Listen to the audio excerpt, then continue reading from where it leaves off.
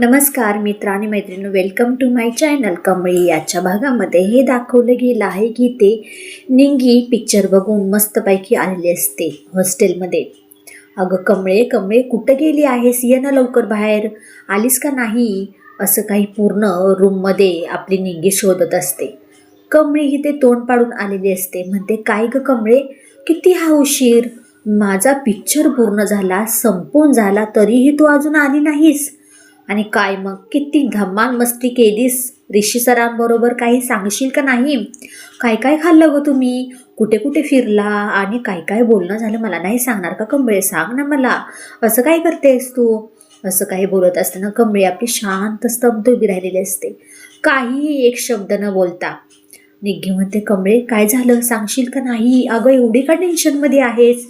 अगं निग्गे, तुला माहिती आहे का, ऋषी सर तिथे आले होते, मलाही त्यांनी पाहिलं, मीही पाहिलं, पण आम्ही दोघीजणी भेटलो नाही. अचानक त्यांना फोन आला ग आणि ते निघून गेले. मला वाटलं ते येतील माघारी, मी वाट पाहत राहिले, पण ते आले नाहीत अजून, म्हणून मी वैतागून आली माघारी. असं काही म्हणल्यानंतर कमळी म्हणते, काहीतरी प्रॉब्लेम झालाय त्यांच्या घरी नक्कीच. मला असं का वाटतंय, काय ऋषी सर काहीतरी माझ्यापासून लपवत आहेत म्हणून. निग्गी म्हणते, काहीतरीच काय ग कमळे, तुझं काहीतरीच आपलं मनात आणतेस. तोपर्यंत इकडे नयनताराला डॉक्टर चेकअप करून आपले गेलेले असतात. म्हणतात की ह्यांना कुठल्याही प्रकारचा ट्रेस नाही आला पाहिजे. रोहित, प्राजू आणि राधिका हे सगळेजण तिच्या अवतीभोवती असतात. ऋषी मेडिसिन आणायला गेलेला असतो. प्राजू नयनताराला सूप देत असते. अगं आई, थोडंसं खा, डॉक्टरांनी सांगितलं आहे तुला थोडंसं खा म्हणून, असं काय करतेस तू. नयनतारा अजिबात ऐकत नसते. म्हणते, ऋषी कुठे गेला आहे? तर रोहित म्हणतो, तो मेडिसिन आणायला गेला, येईल इतक्यात. तोपर्यंत ऋषी येतो. रोहितला नयनतारा बोलते, अरे रोहित, तुम्ही सगळेजणी जरा बाहेर जावा, मला ऋषीशी बोलायचे. तोपर्यंत नयनतारा सगळं काही सत्य ऋषीला सांगते. अरे ऋषी, तू लग्नासाठी तयार हो, कारण की आपल्या प्राजूचा जीवन मरणाचा प्रश्न आहे. ऋषी म्हणतो, काय झालं, काय सांगशील का नाही मला? अरे, आपला प्राजूचा व्हिडिओ त्या कामिनीपाशी, त्या नालायक कामिनीपाशी आहे आणि ती ना सगळीकडे व्हायरल करत, असं काही सांगितलं आहे मला. तुला माहीत आहे ना त्या व्हिडिओचं मागचं काय कारण आहे ते. ऋषीला सगळं काही माहीत असतं. ऋषी पटकन फोन घेतो, म्हणतो की त्या लोकांना मी काही सोडणार नाही बरं का. नयनतारा त्याला खूप अडवायचा प्रयत्न करत असते.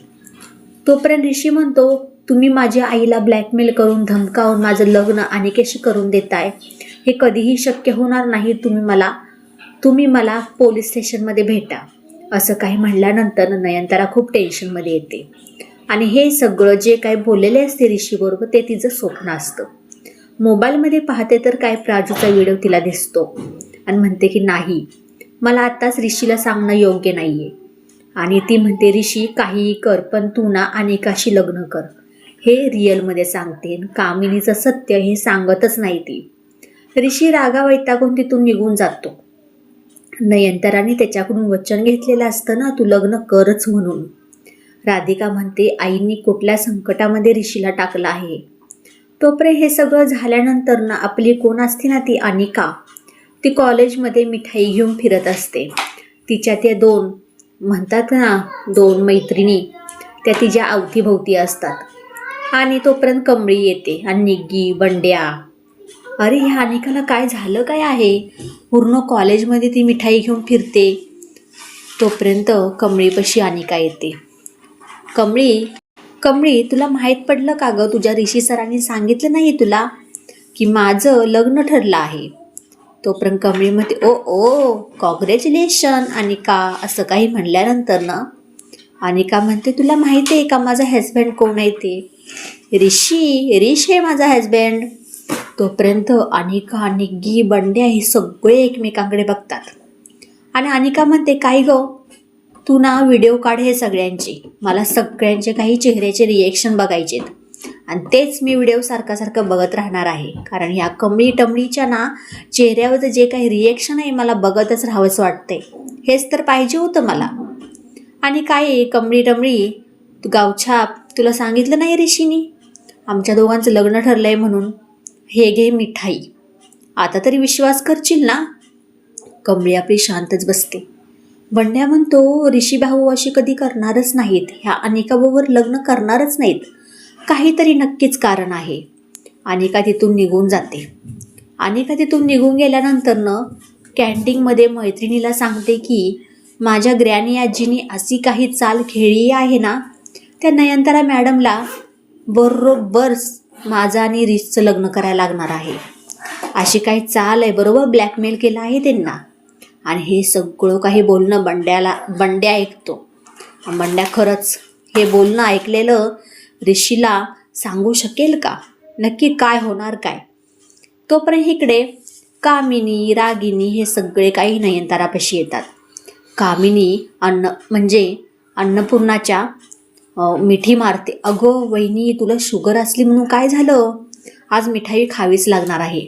आणि तुझी जी काही तिजोरी आहे ना ती खाली करायची, कारण तुझ्या नातीचं लग्न ठरलंय, साखरपुडा आहे. कधी, कसा, कुणाबरोबर, मुलगा कोण आहे.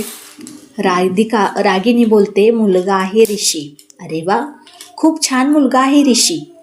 कोणाचाही जावाई होणं म्हणजे सौभाग्याचीच गोष्ट आहे. तोपर्यंत कामिनी म्हणते हो, खूप छान आहे तो.